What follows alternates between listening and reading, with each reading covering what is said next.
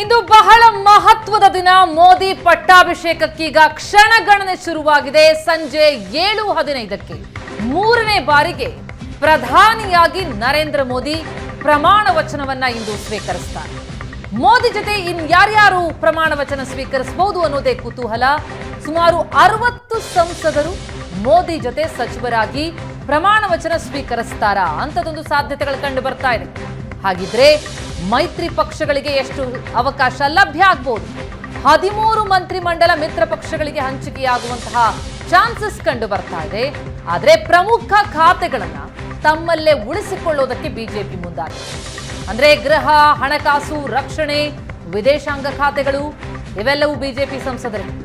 ಕಾನೂನು, ಶಿಕ್ಷಣ, ಜಲಶಕ್ತಿ, ಸಂಸದೀಯ ವ್ಯವಹಾರ ಜೊತೆಗೆ ರೈಲ್ವೆ ಕೂಡ ಬಿಜೆಪಿಗೆ. ಹಾಗೆ ಗೃಹ ಖಾತೆಯಲ್ಲಿ ಅಮಿತ್ ಶಾ ಮುಂದುವರಿಯುವ ಸಾಧ್ಯತೆ ಇದ್ದು, ರಾಜನಾಥ್ ಸಿಂಗ್, ನಿತಿನ್ ಗಡ್ಕರಿ, ನಿರ್ಮಲಾ ಸೀತಾರಾಮನ್ ಕೂಡ ಸಂಪುಟದಲ್ಲಿ ಮುಂದುವರಿಯುವ ಸಾಧ್ಯತೆಗಳು ಕಂಡು ಬರ್ತಾ ಇದೆ. ಜೊತೆಗೆ ಪಿಯೂಷ್ ಗೋಯಲ್ ಮತ್ತು ಕಿರಣ್ ರಿಜಿಜು ಸಂಪುಟಕ್ಕೆ ಸೇರುವಂತಹ ಸಾಧ್ಯತೆಗಳು ಕಂಡು ಬರ್ತಾ ಇದೆ. ಮನ್ಸುಖ್ ಮಾಂಡವಿಯಾ ಕರೆ ಬಂದಿದೆ ಎನ್ನುವಂತಹ ಮಾಹಿತಿ ಸಾಕಷ್ಟು ಲಿಸ್ಟ್ ಸಿಗ್ತಾ ಇದೆ. ಯಾರಿಗೆ ಅವಕಾಶ?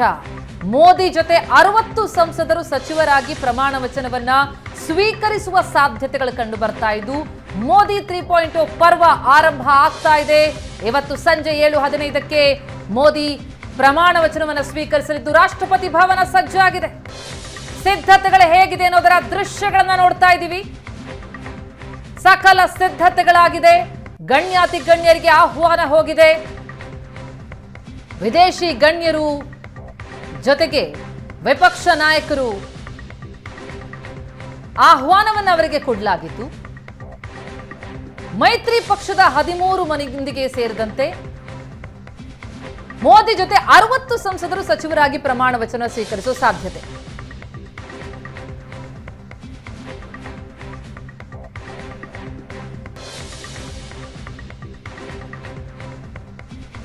ಎರಡು 2014ರಲ್ಲಿ ಪಾಕ್ ಮುಖ್ಯಸ್ಥರು ಸೇರಿದಂತೆ ಸಾರ್ಕ್ ರಾಷ್ಟ್ರಗಳ ಮುಖ್ಯಸ್ಥರನ್ನ ಕರೆಯಲಾಗಿತ್ತು. ಈ ಬಾರಿ ಯಾರ್ಯಾರಿಗೆ ಅವಕಾಶ, ಯಾರ್ಯಾರಿಗೆ ಆಹ್ವಾನ?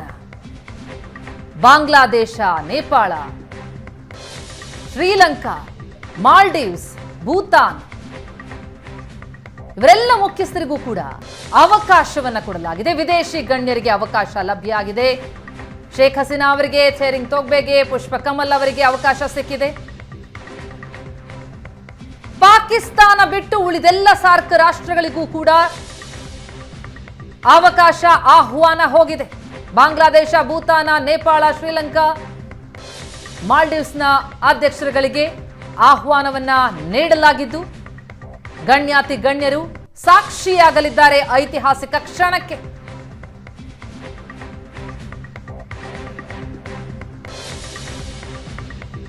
ಸಿದ್ಧತೆ ಹೇಗಿದೆ? ಯಾರ್ಯಾರಿಗೆ ಅವಕಾಶ?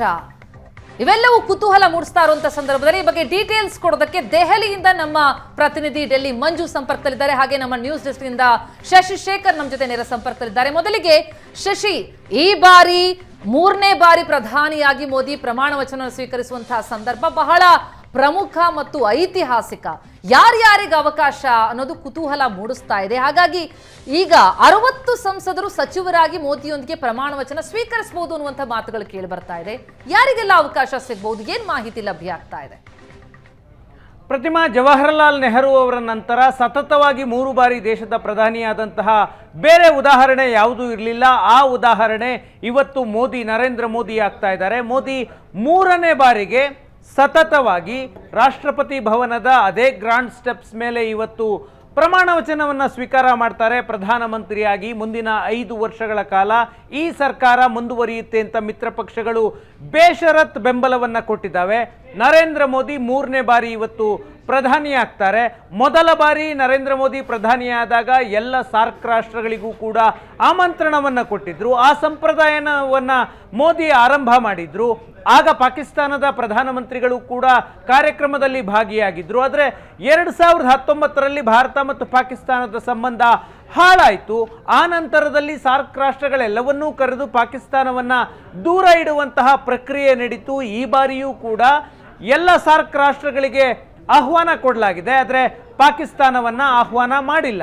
ಇನ್ನು ಉಳಿದಂತೆ ಇವತ್ತು ರಾಷ್ಟ್ರಪತಿ ಭವನದಲ್ಲಿ 7:15 ನರೇಂದ್ರ ಮೋದಿ ಪ್ರಧಾನಿಯಾಗಿ ಪ್ರಮಾಣ ವಚನವನ್ನು ಸ್ವೀಕಾರ ಮಾಡ್ತಾರೆ. ನರೇಂದ್ರ ಮೋದಿಯವರ ಜೊತೆ 60ಕ್ಕೂ ಹೆಚ್ಚು ಸಂಸದರು ಇವತ್ತು ಪ್ರಮಾಣ ವಚನ ಸ್ವೀಕರಿಸುವಂತಹ ಸಾಧ್ಯತೆ ಇದೆ. ಒಂದು ಫುಲ್ ಫ್ಲೆಡ್ಜ್ಡ್ ಕ್ಯಾಬಿನೆಟ್ ರಚನೆ ಮಾಡೋದಕ್ಕೆ NDA ಮೈತ್ರಿಕೂಟದ ಪಕ್ಷಗಳೆಲ್ಲವೂ ನಿರ್ಧಾರ ಮಾಡಿದ್ದಾವೆ. ಕಳೆದ 2 ದಿನಗಳಿಂದ JP ನಡ್ಡಾ ಮನೆಯಲ್ಲಿ, ಅಮಿತ್ ಶಾ ಮನೆಯಲ್ಲಿ ನಿರಂತರವಾಗಿ ಮಂತ್ರಿಮಂಡಲದ ಚರ್ಚೆ ನಡೀತಾ ಇತ್ತು. ಯಾರನ್ನ ಸಂಪುಟಕ್ಕೆ ಸೇರಿಸ್ಕೊಳ್ಬೇಕು, ಮೈತ್ರಿ ಪಕ್ಷಗಳಿಗೆ ಎಷ್ಟು ಸ್ಥಾನಗಳನ್ನು ಕೊಡಬೇಕು ಅನ್ನುವಂತಹ ಚರ್ಚೆ ನಡೀತಾ ಇತ್ತು. ಈಗ ಒಂದು ಹಂತದ ಅಂತಿಮ ಚರ್ಚೆ ಎಲ್ಲವೂ ಮುಗಿದು ನಿರ್ಧಾರಕ್ಕೆ ಬರಲಾಗಿದೆ. 60ಕ್ಕೂ ಹೆಚ್ಚು ಸಂಸದರು ಇವತ್ತು ನರೇಂದ್ರ ಮೋದಿಯವರ ಜೊತೆ ಪ್ರಮಾಣ ವಚನವನ್ನು ಸ್ವೀಕಾರ ಮಾಡ್ತಾರೆ. ಒಟ್ಟಾರೆ 81 ಸಂಸದರನ್ನ ಸಚಿವರನ್ನಾಗಿ ಮಾಡುವುದಕ್ಕೆ ಅವಕಾಶವಿದೆ. 543 ಸ್ಥಾನಗಳಲ್ಲಿ 33% ಸಚಿವ ಸ್ಥಾನಕ್ಕೆ ಅವಕಾಶ ಇದೆ. 60ಕ್ಕೂ ಹೆಚ್ಚು ಮಂತ್ರಿಗಳು ಇವತ್ತು ಪ್ರಮಾಣ ವಚನವನ್ನು ಸ್ವೀಕಾರ ಮಾಡಲಿದ್ದಾರೆ. ನರೇಂದ್ರ ಮೋದಿಯವರ ಜೊತೆಗೆ ಅಮಿತ್ ಶಾ ಕಳೆದ ಸರ್ಕಾರದಲ್ಲಿ ಗೃಹ ಸಚಿವಾಲಯವನ್ನು ನಿರ್ವಹಣೆ ಮಾಡಿದ್ರು. ಅವರು ಈ ಬಾರಿಯೂ ಕೂಡ ಗೃಹ ಮಂತ್ರಿಯಾಗೋದು ಬಹುತೇಕ ಖಚಿತ ಇದೆ. ನಂಬರ್ 2 ಪೊಸಿಷನ್ ಅಂತಲೇ ಭಾವಿಸಲಾಗುತ್ತೆ ಗೃಹ ಸಚಿವಾಲಯವನ್ನು. ಅಮಿತ್ ಶಾ ಆ ಹುದ್ದೆಯಲ್ಲಿ ಮುಂದುವರಿಯುವಂತಹ ಸಾಧ್ಯತೆ ಇದೆ. ರಾಜನಾಥ್ ಸಿಂಗ್ ಈ ಬಾರಿಯೂ ಕೂಡ ರಕ್ಷಣಾ ಸಚಿವ ಸ್ಥಾನದಲ್ಲೇ ಮುಂದುವರಿಯುವಂತಹ ಸಾಧ್ಯತೆ ಇದೆ. ಕಳೆದ ಸಂಪುಟದಲ್ಲಿದ್ದಂತಹ ನಿರ್ಮಲಾ ಸೀತಾರಾಮನ್, ಅಶ್ವಿನಿ ವೈಷ್ಣವ್ ಸೇರಿದಂತೆ ಪ್ರಮುಖರನ್ನ ಈ ಮೋದಿ 3.0 ಸರ್ಕಾರದಲ್ಲೂ ಕೂಡ ಮುಂದುವರಿಸುವಂತಹ ಸಾಧ್ಯತೆ ಇದೆ. ನಿತಿನ್ ಗಡ್ಕರಿ ಹೆದ್ದಾರಿ ಸಚಿವಾಲಯ ನೇತೃತ್ವವನ್ನು ವಹಿಸಿಕೊಂಡಿದ್ರು. ದೇಶಾದ್ಯಂತ ದೊಡ್ಡ ಮಟ್ಟದಲ್ಲಿ ಮೂಲಸೌಕರ್ಯ ಬದಲಾವಣೆಗೆ ಕಾರಣರಾದಂತಹ ವ್ಯಕ್ತಿ. ಈ ಸಂಪುಟದಲ್ಲೂ ಕೂಡ ನಿತಿನ್ ಗಡ್ಕರಿ ಮುಂದುವರಿಯಲಿದ್ದಾರೆ. ನಿರ್ಮಲಾ ಸೀತಾರಾಮನ್ ಎಕನಾಮಿಸ್ಟು, ಅವರು ಹಿಂದಿನ ಸರ್ಕಾರದಲ್ಲಿ ಹಣಕಾಸು ಸಚಿವಾಲಯವನ್ನು ನಿರ್ವಹಣೆ ಮಾಡಿದ್ರು. ಈ ಬಾರಿ ಕೇಂದ್ರ ಮಂತ್ರಿಮಂಡಲ ಸೇರೋದು ಖಚಿತ ಆಗಿದೆ. ಆದರೆ ಅವರು ಫಿನಾನ್ಸ್ ಸಿಗುತ್ತಾ ಇಲ್ವಾ ಈವರೆಗೂ ಸ್ಪಷ್ಟತೆ ಇಲ್ಲ. ಪಿಯೂಷ್ ಗೋಯಲ್ ಮತ್ತು ಕಿರಣ್ ರಿಜಿಜು ಅವ್ರಿಗೂ ಕೂಡ ಕಾಲ್ ಬಂದಿದೆ. ಅವರು ಕೂಡ ಈ ಸಂಪುಟವನ್ನು ಸೇರುವಂತಹ ಸಾಧ್ಯತೆ ಇದೆ. ಅಶ್ವಿನಿ ವೈಷ್ಣವ್, ಮನ್ಸುಖ್ ಮಾಂಡವಿಯಾ ಮತ್ತು ಭೂಪೇಂದ್ರ ಯಾದವ್ಗೂ ಕೂಡ JP ನಡ್ಡಾ ಕರೆ ಮಾಡಿ ಪ್ರಮಾಣ ವಚನವನ್ನು ಸ್ವೀಕಾರ ಮಾಡೋದಕ್ಕೆ ರೆಡಿಯಾಗಿರಿ ಅನ್ನುವಂತಹ ಸೂಚನೆಯನ್ನು ಕೊಟ್ಟಿದ್ದಾರೆ. ಮತ್ತೆ ಪ್ರಮುಖವಾಗಿ ದಕ್ಷಿಣ ಭಾರತದ ವಿಷಯಕ್ಕೆ ಬಂದರೆ ಕೇರಳ ಮತ್ತು ತಮಿಳುನಾಡಿಗೆ ಈ ಬಾರಿ ಆದ್ಯತೆಯನ್ನು ನೀಡಲಾಗ್ತಾ ಇದೆ. ಅಣ್ಣಾಮಲೈ ತಮಿಳುನಾಡಿನ ಬಿಜೆಪಿಯ ಅಧ್ಯಕ್ಷರಾಗಿದ್ದರು. ಈ ಬಾರಿ ದೊಡ್ಡ ಮುನ್ನಡೆ ಸಿಗುತ್ತೆ, ಒಂದಷ್ಟು ಸ್ಥಾನಗಳನ್ನು ತಮಿಳುನಾಡಿನಲ್ಲಿ ಬಿಜೆಪಿ ಗೆಲ್ಲುತ್ತೆ ಅನ್ನುವ ನಿರೀಕ್ಷೆ ಇತ್ತು. ಆದರೆ ಅಣ್ಣಾಮಲೈಯವರ ನಿರಂತರ ಪ್ರಯತ್ನದ ಹೊರತಾಗಿಯೂ ಕೂಡ ಬಿಜೆಪಿಯಲ್ಲಿ ಸ್ಥಾನ ಗಳಿಸುವಲ್ಲಿ ವಿಫಲವಾಯಿತು. ಆದರೆ ತಮಿಳುನಾಡಿನಲ್ಲಿ ಬಿಜೆಪಿ 10ರಿಂದ 11% ಮತಗಳಿಕೆಯನ್ನು ಪಡೆದಿದೆ. ಹಾಗಾಗಿ ಅಣ್ಣಾಮಲೈ ರಾಜ್ಯಸಭಾ ಸದಸ್ಯರಾಗಿ, ಯಾವುದಾದ್ರೂ ಒಂದು ರಾಜ್ಯದಿಂದ ರಾಜ್ಯಸಭಾ ಸದಸ್ಯರಾಗಿ ಇವತ್ತು ಪ್ರಮಾಣ ವಚನವನ್ನು ಸ್ವೀಕಾರ ಮಾಡ್ತಾರೆ. ಆನಂತರ ಅವರು 6 ತಿಂಗಳ ಅವಧಿಯಲ್ಲಿ ರಾಜ್ಯಸಭಾ ಸದಸ್ಯರಾಗಬೇಕಾಗಿದೆ. ಅದನ್ನು ಯಾವುದಾದ್ರೂ ರಾಜ್ಯದಿಂದ ಮಾಡುವಂತಹ ಸಾಧ್ಯತೆ ಇದೆ. ಕೇರಳದಿಂದ ಸುರೇಶ್ ಗೋಪಿ ತ್ರಿಶೂರ್ ಲೋಕಸಭಾ ಕ್ಷೇತ್ರದಿಂದ ಗೆದ್ದಿದ್ರು. ಏಕೈಕ ಸಂಸದ, ಕೇರಳದ ಇತಿಹಾಸದಲ್ಲೇ ಬಿಜೆಪಿ ಮೊದಲ ಬಾರಿಗೆ ಗೆದ್ದಂತಹ ಉದಾಹರಣೆ. ಅವರು ಈ ಬಾರಿ ಕೇಂದ್ರ ಸಂಪುಟವನ್ನು ಸೇರಲಿದ್ದಾರೆ. ಇನ್ನು ಮಿತ್ರ ಪಕ್ಷಗಳಿಗೆ 13ರಿಂದ 15 ಮಂತ್ರಿಮಂಡಲಗಳನ್ನು ಬಿಟ್ಟುಕೊಡುವಂತಹ ಸಾಧ್ಯತೆ ಇದೆ. TDPಗೆ 1 ಕ್ಯಾಬಿನೆಟ್ 2 ರಾಜ್ಯ ಖಾತೆ, JDUಗೆ 1 ಕ್ಯಾಬಿನೆಟ್ 2 ರಾಜ್ಯ ಖಾತೆ, ಉಳಿದಂತೆ ಶಿವಸೇನೆಗೆ 1 ಕ್ಯಾಬಿನೆಟ್ 1 ರಾಜ್ಯ ಖಾತೆ, ಇನ್ನು ಉಳಿದ ಎಲ್ಲ NDA ಸದಸ್ಯರಿಗೂ ಕೂಡ ತಲಾ ಒಂದೊಂದು ಖಾತೆಯನ್ನು ಕೊಡುವ ನಿರೀಕ್ಷೆ ಇದೆ. ಕರ್ನಾಟಕದಿಂದ HD ಕುಮಾರಸ್ವಾಮಿ ಕೇಂದ್ರ ಸಂಪುಟ ಸೇರೋದು ಬಹುತೇಕ ಖಚಿತ. ಕರ್ನಾಟಕದ ಬಗ್ಗೆ ನಿಮ್ಮಿಂದ ಡೀಟೇಲ್ಸ್ ಪಡಿತಾ ಹೋಗ್ತೀನಿ, ಯಾಕಂದ್ರೆ ಕರ್ನಾಟಕದಿಂದ ಎಷ್ಟು ಜನರಿಗೆ ಲಭಿಸಬಹುದು ಅನ್ನುವಂತಹ ನಿರೀಕ್ಷೆ ಇರುವಂತದ್ದು. 3 ಸಂಸದರು ಮಂತ್ರಿಯಾಗೋದು ಕರ್ನಾಟಕದಿಂದ ಫಿಕ್ಸ್. JDS ನಿಂದ ಮಾಜಿ CM ಕುಮಾರಸ್ವಾಮಿ ಕ್ಯಾಬಿನೆಟ್ಗೆ ಫಿಕ್ಸ್. ಬಿಜೆಪಿಯಿಂದ ಡಾಕ್ಟರ್ ಮಂಜುನಾಥ್ ಕೇಂದ್ರ ಮಂತ್ರಿ ಆಗ್ತಾರ ಅಂತದೊಂದು ಸಾಧ್ಯತೆಗಳು ಕಂಡು ಬರ್ತಾ ಇದೆ. ಹಾಗೆ ಪ್ರಹ್ಲಾದ್ ಜೋಶಿ ಮೋದಿ ಕ್ಯಾಬಿನೆಟ್ನಲ್ಲಿ ಮುಂದುವರಿಯುವ ಸಾಧ್ಯತೆ ಕೂಡ ಇದೆ. ಒಟ್ಟಾರೆ ರಾಜ್ಯದಿಂದ 3 ಅವಕಾಶ ಸಿಗುತ್ತಾ? ಮೈತ್ರಿ ಪಕ್ಷವಾಗಿರುವ JDSಗೆ ಒಂದು ಅವಕಾಶ ಕೊಡಲೇಬೇಕಾಗುತ್ತೆ. ಮಾಜಿ CM ಕುಮಾರಸ್ವಾಮಿ ಅವರಿಗೆ ಕ್ಯಾಬಿನೆಟ್ ಫಿಕ್ಸ್ ಅನ್ನಲಾಗ್ತಾ ಇದೆ. ಇನ್ನು ಬಿಜೆಪಿಯಿಂದ ಡಾಕ್ಟರ್ ಮಂಜುನಾಥ್ಗೆ ಕೇಂದ್ರ ಮಂತ್ರಿಯಾಗುವಂತಹ ಅವಕಾಶ ಸಿಗುತ್ತಾ? 2 ಕ್ಯಾಬಿನೆಟ್ ದರ್ಜೆ, ಮತ್ತೊಂದು ರಾಜ್ಯ ಖಾತೆ ಕರ್ನಾಟಕಕ್ಕೆ ಸಿಗೋ ಸಾಧ್ಯತೆ ಇದೆ. ಎಸ್, ಈ ಬಗ್ಗೆ ಡೀಟೇಲ್ಸ್ ಅನ್ನ ಪಡೆಯೋಣ. ನಮ್ಮ ಪ್ರತಿನಿಧಿ ಆನಂದ್ ಬೈದನಮನೆ ಈಗ ನೇರ ಸಂಪರ್ಕದಲ್ಲಿದ್ದಾರೆ. ಆನಂದ್, ಇವತ್ತು ಐತಿಹಾಸಿಕ ದಿನ, 3ನೇ ಬಾರಿಗೆ ಮೋದಿ ಪ್ರಧಾನಿಯಾಗಿ ಪ್ರಮಾಣ ವಚನ ಸ್ವೀಕರಿಸುತ್ತಾರೆ. ಇಂತಹ ಸಂದರ್ಭದಲ್ಲಿ ಯಾರ್ಯಾರು ಅವರ ಕ್ಯಾಬಿನೆಟ್ ಸೇರ್ತಾರೆ ಅನ್ನುವಂತಹ ಕುತೂಹಲ ಇದೆ. ಅದರಲ್ಲೂ ನಮ್ಮ ರಾಜ್ಯದಿಂದ ಕರ್ನಾಟಕಕ್ಕೆ ಎಷ್ಟು ಅವಕಾಶ ಸಿಗಬಹುದು, ಏನು ಲೆಕ್ಕಾಚಾರ? ಕಳೆದ ಬಾರಿಗಿಂತ ಫಲಿತಾಂಶ ಭಿನ್ನವಾಗಿದ್ರೂ ಕೂಡ ಕರ್ನಾಟಕದ ಕೊಡುಗೆ ದೊಡ್ಡದಿದೆ. ಆ ಹಿನ್ನೆಲೆಯಲ್ಲಿ ಎಷ್ಟು ಅವಕಾಶ ಸಿಗಬಹುದು? ಎಸ್, ಇದೀಗ ಬರ್ತಾ ಇರುವಂತಹ ಮಾಹಿತಿಯ ಪ್ರಕಾರ ಕರ್ನಾಟಕದಲ್ಲಿ 2 ಕ್ಯಾಬಿನೆಟ್ ದರ್ಜೆ ಸ್ಥಾನಮಾನ, 1 MOS ಅಂತಕ್ಕಂಥ ಮಾಹಿತಿಗಳು ಲಭ್ಯ ಆಗ್ತಾ ಇದೆ. ಈಗಾಗಲೇ ಕುಮಾರಸ್ವಾಮಿ ಅವರಿಗೆ ಸಚಿವ ಸಂಪುಟ ಸೇರ್ಪಡೆ ಹಾಗೂ ಸಂಬಂಧಪಟ್ಟಾಗ ಅಧಿಕೃತವಾಗಿರುವಂತಹ ಸಂದೇಶ ಬಂದಿದೆ. ಹಾಗಾಗಿ ಅವರು ಸಂಪುಟ ಸೇರ್ತಕ್ಕಂಥದ್ದು ಖಚಿತ ಆಗಿದೆ. ಇನ್ನು ಪ್ರಹ್ಲಾದ್ ಜೋಶಿ ಅವರಿಗೆ ಅವಕಾಶಗಳು ಲಭ್ಯ ಆಗ್ತಾ ಇದೆ ಅಂತಕ್ಕಂಥ ಮಾಹಿತಿಗಳು ನಿಶ್ಚಯ ಆಗ್ತಾ ಇದೆ. ಜೊತೆಗೆ MOS ನಿಂದಲೂ ಕೂಡ ಅಂದ್ರೆ ರಾಜ್ಯ ಸಚಿವರಾಗಿ ಓರ್ವರು ಪ್ರಮಾಣ ವಚನ ಸ್ವೀಕಾರ ಮಾಡ್ತಾ ಇರತಕ್ಕಂಥ ಮಾಹಿತಿಗಳು ಲಭ್ಯ ಆಗ್ತದೆ. ಬಿಜೆಪಿಯ ಪಡಸಾಲೆಯಲ್ಲಿ ಬೇರೆ ಬೇರೆ ರೀತಿಯಾಗಿರ್ತಕ್ಕಂಥ ಚರ್ಚೆಗಳು ನಡೆದಿರುವಂತಹ ಹಿನ್ನೆಲೆಯಲ್ಲಿ ಕರ್ನಾಟಕದಿಂದ ಬಹುತೇಕ ಹಿರಿಯ ನಾಯಕರಲ್ಲೂ ಕೂಡ ದೆಹಲಿಗೆ ಆಗಮಿಸಿದ್ದಾರೆ. ದೆಹಲಿಯಲ್ಲಿ ಬೇರೆ ಬೇರೆ ಸಂಸದರ ಪರವಾಗಿ ಲಾಬಿಯೂ ಕೂಡ ಮುಂದುವರೆದಿದೆ. ಅಂತಿಮವಾಗಿ ಕೇಂದ್ರ ನಾಯಕತ್ವ ಯಾವ ನಿರ್ಧಾರ ತೆಗೆದುಕೊಳ್ಳುತ್ತೆ ಅಂತಕ್ಕಂಥದ್ದು ಬಹಳ ಪ್ರಮುಖ ಆಗಿದೆ. ಯಾಕೆಂದ್ರೆ 3+1 ಅಥವಾ 2+1 ಅಂತಕ್ಕಂಥದ್ದು ಕುತೂಹಲ ಕಾರಣವಾಗಿದೆ. ಈಗಾಗಲೇ ಕುಮಾರಸ್ವಾಮಿ ಅವರಿಗೆ ಅಧಿಕೃತ ಸಂದೇಶ ಬಂದಿರುವಂತಹ ಕಾರಣಕ್ಕಾಗಿ 2 ಸಂಪುಟ ದರ್ಜೆಯ ಸ್ಥಾನಮಾನಗಳು ಸಿಗಬಹುದಾ ಅಥವಾ 1 ಸಂಪುಟ 1 ರಾಜ್ಯ ಖಾತೆ, ಹೀಗೆ ಬೇರೆ ಬೇರೆ ರೀತಿಯಾಗಿರ್ತಕ್ಕಂಥ ಚರ್ಚೆಗಳು ಕೂಡ ಇದೆ. ಯಾರಿಗೆ ಅವಕಾಶ ಅನ್ನೋದು ಕೂಡ ಬಹಳ ಪ್ರಮುಖವಾಗಿರೋದು. ಈ ಬಾರಿ ಕರ್ನಾಟಕದಲ್ಲಿ ಮುಖ್ಯವಾಗಿ ಜಾತಿ ಸಮೀಕರಣದ ಲೆಕ್ಕಾಚಾರದ ಮೇಲೆ ಅವಕಾಶವನ್ನು ಕೊಡಬೇಕು ಅನ್ನುವಂಥ ಚರ್ಚೆಗಳಿದೆ. ಯಾಕೆಂದ್ರೆ ಫಲಿತಾಂಶದ ಹಿನ್ನೆಲೆಯಲ್ಲಿ ಒಂದಷ್ಟು ಪ್ಲಾನ್ ಆಫ್ ಆಕ್ಷನ್ ಚೇಂಜ್ ಆಗಿದೆ ಅನ್ನುವಂಥ ಮಾಹಿತಿಗಳು ಈಗ ಬಿಜೆಪಿಯ ಪಡಸಾಲೆಯಲ್ಲಿ ಕೇಳಿ ಬರ್ತಾ ಇರುವಂತದ್ದು. ಮುಖ್ಯವಾಗಿ ಬ್ರಾಹ್ಮಣ ಕೋಟದಲ್ಲಿ ಪ್ರಹ್ಲಾದ್ ಜೋಶಿ ಅವರಿಗೆ ಅವಕಾಶ ಲಭ್ಯ ಆಗಿದ್ದಾದ್ರೆ ಬಸವರಾಜ ಬೊಮ್ಮಾಯಿ ಅವರ ಹೆಸರು ಕೂಡ ಬಹಳ ಮುಂಚೂಣಿಯಲ್ಲಿ ಕೇಳಿ ಬರ್ತಾ ಇದ್ದು. ಅವರ ಲಿಂಗಾಯತ ಕೋಟದಲ್ಲಿ ಅವಕಾಶ ಕೊಡಬೇಕು ಅನ್ನುವಂತ ಚರ್ಚೆಗಳಿದೆ. ಯಾಕೆಂದ್ರೆ ಅನುಭವದ ಆಧಾರದ ಮೇಲೆ ಎಸ್ ಮಂಜು, ಎಸ್ ಆನಂದ್, ಗೋ ಹೆಡ್.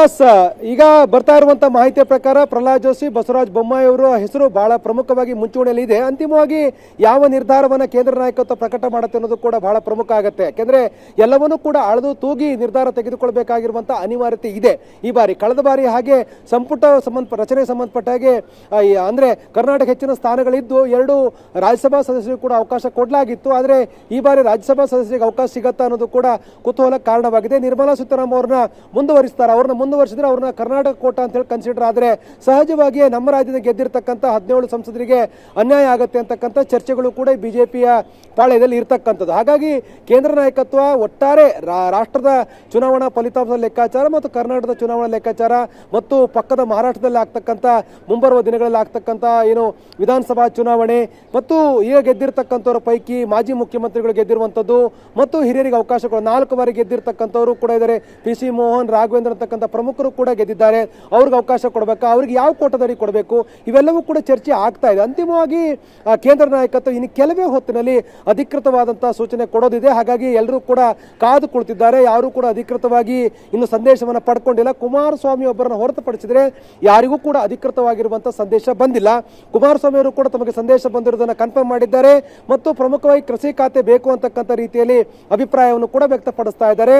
ತಮಗೆ ಆ ಖಾತೆ ಕೊಟ್ಟರೆ ಉತ್ತಮ ಆಗುತ್ತೆ ಅನ್ನುವಂಥ ಮಾತನ್ನು ಕೂಡ ಹೇಳಿದ್ದಾರೆ. ಜೊತೆಗೆ ತಾವು ಮಂತ್ರಿ ಆಗ್ತಾ ಇರೋದ್ರಿಂದ ಇಡೀ ಹಳೆ ಮೈಸೂರು ಭಾಗದಲ್ಲಿ ಪಕ್ಷಕ್ಕೆ ಪುನಶ್ಚೇತನ ಅನ್ನುವ ರೀತಿಯಲ್ಲಿ, ಇಡೀ ರಾಜ್ಯದಲ್ಲಿ ಕಾರ್ಯಕರ್ತರು ಒಂದು ರೀತಿ ಹುಮ್ಮಸ್ಸು ಅನ್ನೋ ರೀತಿಯಲ್ಲೂ ಕೂಡ ಮಾತಾಡಿದ್ದಾರೆ. ಸೊ ಹಾಗಾಗಿ ಕುಮಾರಸ್ವಾಮಿ ಒಬ್ಬರಿಗೆ ಕನ್ಫರ್ಮ್ ಆಗಿದ್ದು ಹೊರತುಪಡಿಸಿದ್ರೆ ಇನ್ಯಾರಿಗೂ ಕೂಡ ಈ ಕ್ಷಣಕ್ಕೂ ಕೂಡ ಕನ್ಫರ್ಮ್ ಆಗಿಲ್ಲ. ಆದ್ರೆ ಹೊಸ ಮುಖಗಳಿಗೆ ಸಿಗುವಂತಹ ಅವಕಾಶ ಚಾನ್ಸಸ್ ಕಂಡು ಬರ್ತಾ ಇದೆಯಾ? ಯಾಕಂದ್ರೆ ಅಚ್ಚರಿಯ ಆಯ್ಕೆಗಳೇನಾದ್ರೂ ಆಗುವಂತಹ ಚಾನ್ಸಸ್ ಇದೆಯಾ? ಮಂಜುನಾಥ್ ಅವರ ಹೆಸರು ಕೂಡ ಬಹಳ ಬಲವಾಗಿ ಕೇಳಿ ಬರ್ತಾ ಇದೆ. ಅಂತಹ ಅವಕಾಶ ಏನಾದ್ರೂ ಇದೆಯಾ?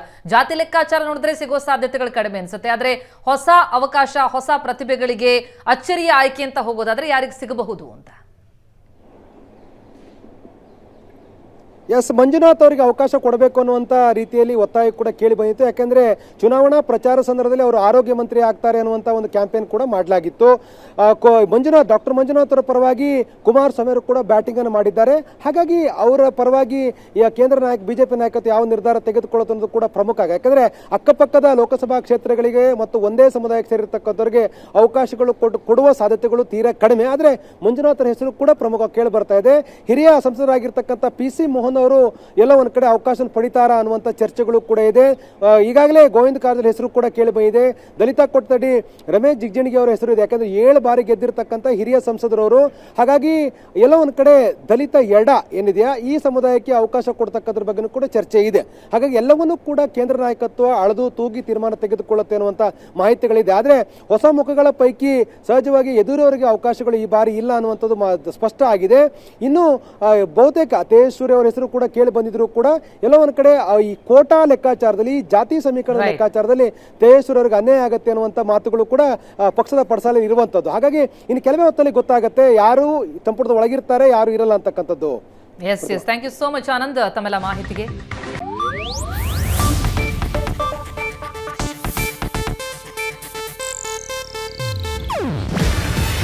ಇದು ಏಷ್ಯಾನೆಟ್ ನ್ಯೂಸ್ ನೆಟ್ವರ್ಕ್ ಪ್ರಸ್ತುತಿ. ನೀವು ನೋಡ್ತಿದ್ದೀರಾ ಏಷ್ಯಾನೆಟ್ ಸುವರ್ಣ ನ್ಯೂಸ್.